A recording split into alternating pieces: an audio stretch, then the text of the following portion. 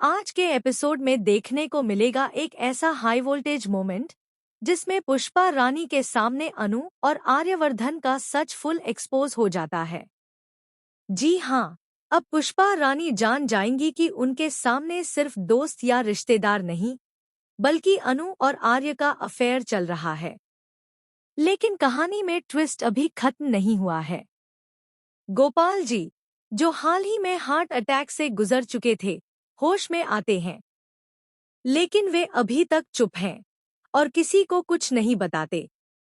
Doctor उनके हालात देखकर पूछते हैं कि वे कैसे हैं, लेकिन गोपाल जी अभी भी दिल की गहरी चिंता और सदमे में हैं। अब सबसे बड़ा संकट था ऑपरेशन और पैसे का।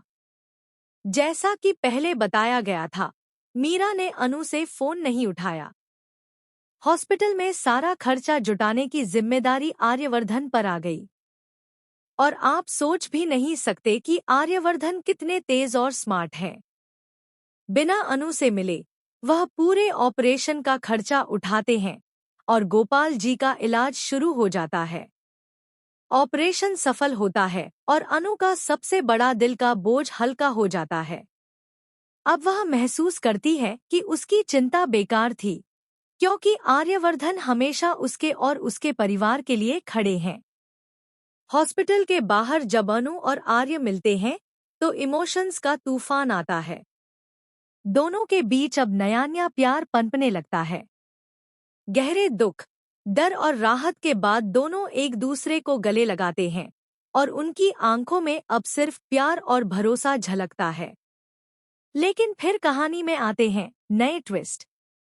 उसी पल पुष्पा रानी की एंट्री होती है और वे देख लेती हैं कि अनु और आर्यवर्धन इतने इंटीमेट और करीब हैं।